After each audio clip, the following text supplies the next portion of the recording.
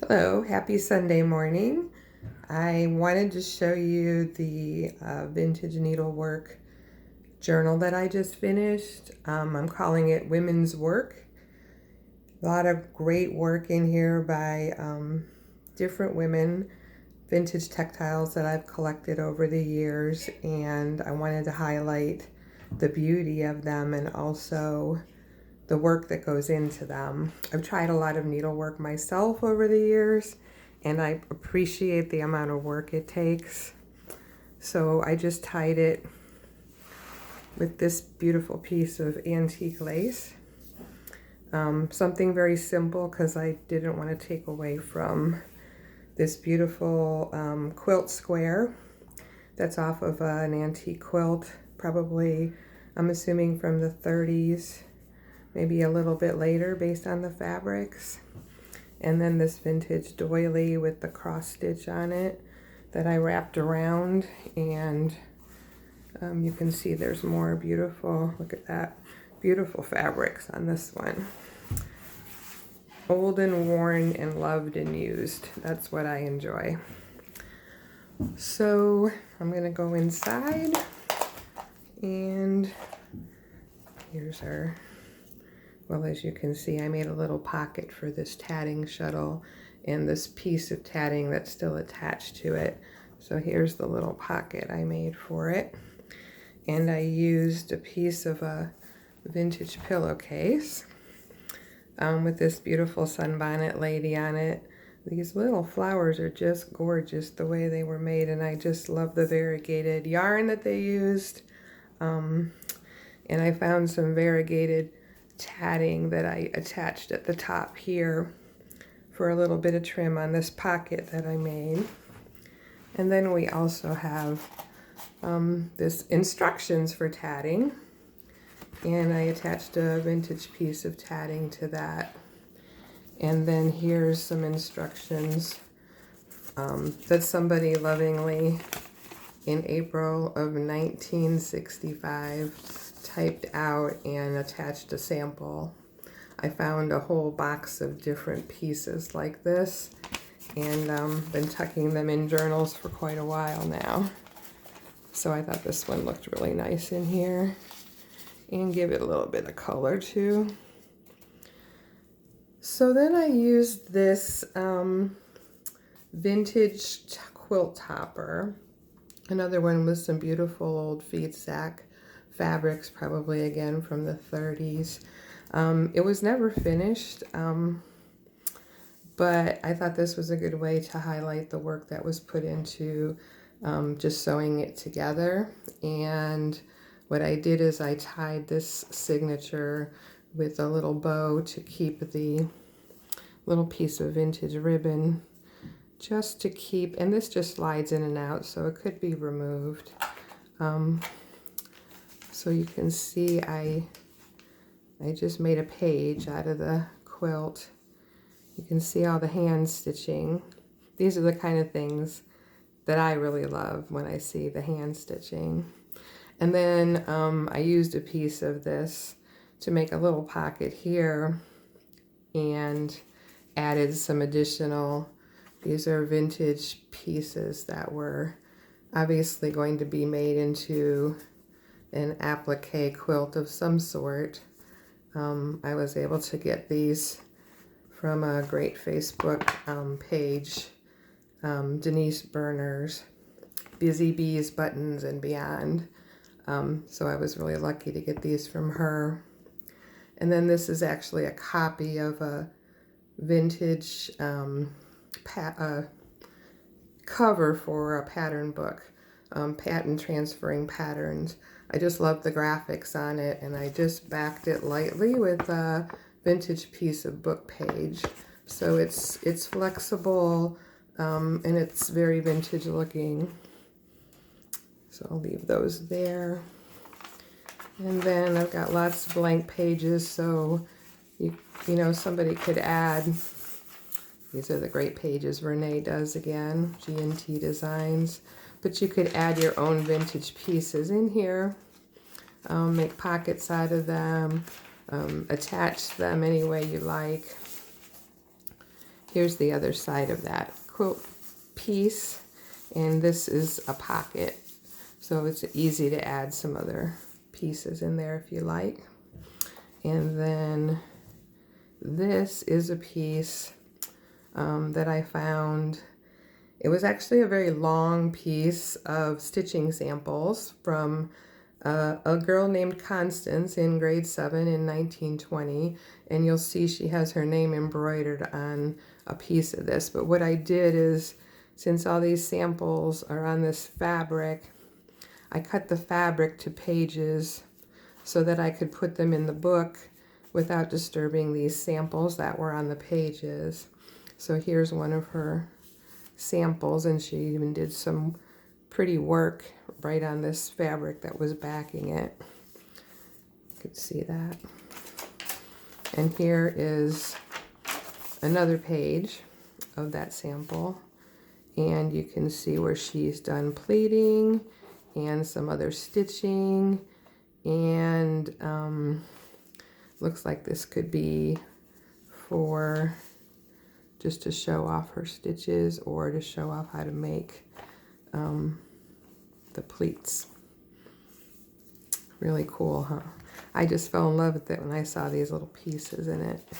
And there's more. Just the other side of that piece, there wasn't anything attached to this side. And the other side of that first piece. So then here's another area where I used a tie for this, just a piece of organza tie. Also slides in and out. I used this vintage tea towel that has the embroidery on it, and as you can see, it's very old and stained, but the embroidery is beautiful, and I think in here its beauty comes back to life. Another piece of the same towel that I just used for a simple pocket. And then I added in this needle book and some thread to continue working on this, or remnants of what they were working on, at least in my mind. And then some vintage needles are tucked inside. And this is a copy of an ad from a magazine for an embroidery book from Brainerd and Armstrong, which is pretty popular back then. J.P. Coates and Clark's different color threads, so you have a color guide, and this is the actual color guide piece from the box, so it's the only one I have. And then this is a copy from a embroidery book, and you can see the different stitch samples here. And again, I backed it with an antique book paper. So just tuck these back in here so I don't lose them. And then here's the page with Constance's name. And as you can see, she's embroidered it, grade 7, 1920, which just makes me smile to see that she embroidered her information on here. She did some other stitch samples here as well. This looks like it's probably for a zipper. Lots of great stitches. I just love that piece. And a great find that was to be preserved all these years. Here's the pocket. She finished the back here. I remember trying to make those. They're not that easy. So that's that. And then this is just the other side of that tea towel. I just thought it looked nice in here. This is a vintage hanky with some embroidery on it. Very sheer. I thought it made a lovely pocket, so I added another one of these cards. You might have seen I made this in my last journal. Pieces of lace from Morton Salt Company. Owner, her wedding dress, so neck, front, and sleeve. And here, I think I had it the other way. I'm a little picky.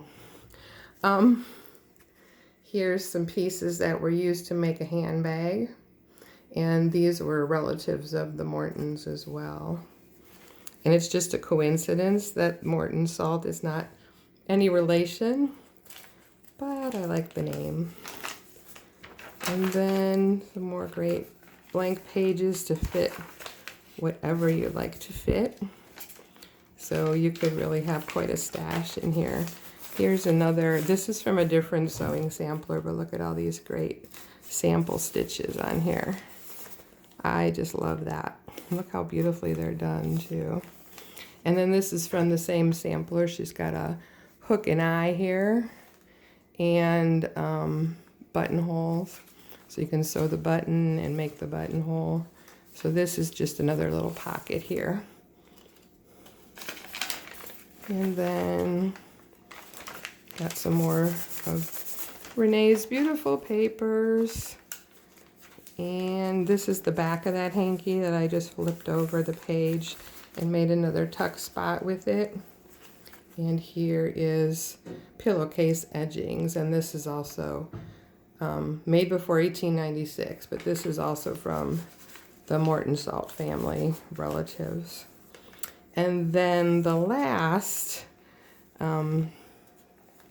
signature I used, as you see, I tied this with another piece of lace, and I used this page from an antique lace sample book. So a sample book that was put together by the lace maker so that she could show off her samples and sell them so people could place orders.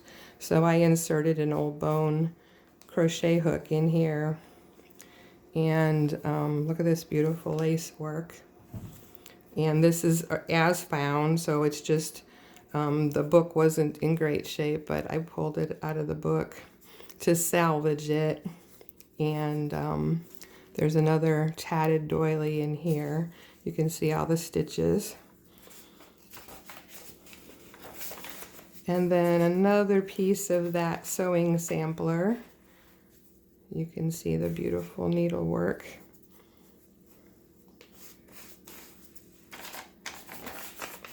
And some more, blank pages.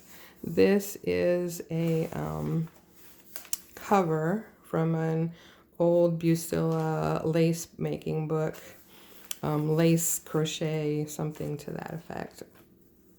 And here's a sample card I made based on a sample card I saw online, the lace and then the trim that goes with the lace. And then on the back, I actually put a copy of an old lace making pattern and made it look really old and used. But I thought that lace was just gorgeous and needed to be highlighted, and just tucks in here like this. A sample of some old cross stitch. Sometimes I just like to tuck them in the middle. It kind of reinforces the signature a little bit, but also just a nice way to highlight a page. And then here, tatting made by my grandma, not my grandma, but I also used this card in the last journal that I made. I found a long length of this tatting that was used on a dress her mother made. Her grandmother made the tatting and her mother made the dress. So I thought this was a great way to preserve it and the history of it. And then here is someone's grandma, Julia Davis, made this to trim a pillowcase along with a pair of feather pillows for their wedding present. So I thought that was a really sweet thing to save as well. And this tucks up here. And this little pocket has this beautiful lace on it. And then the other side of the sewing sampler, here's this that looks like was made into sleeves. So they were learning how to gather the sleeves and make the cuffs and the pleats. Really fine little sewing stitches there. And then here's the other side of the lace sample page, so the rest of the doily. Here's actually a piece of instructions. You can see how old this is. That was cut out of the original instruction, probably a newspaper or magazine, and sewed in here with the different samples, which I thought was pretty amazing also. And some more samples on the other side here. Beautiful. And then in the back, keeping with the lace theme, this beautiful lace cup with the original buttons on it. I did not put these buttons on here. That one looks a little loose. I'm going to have to glue it so you don't lose it. And then a group of ladies in lace making class. And then this amazing piece was patterned for lace making, where it was started, and you'll be able to see where it was started. And not completed, but I think that's what makes it so charming. So this is tucked in the back pocket as well. I hope you enjoyed this little tour as much as I enjoyed making this book. As I said, I love the lace, I love the quilts, I love the stitching, and it's really a joy to be able to honor this work with this beautiful book, and I hope you enjoy the video. Have a great day. Thanks.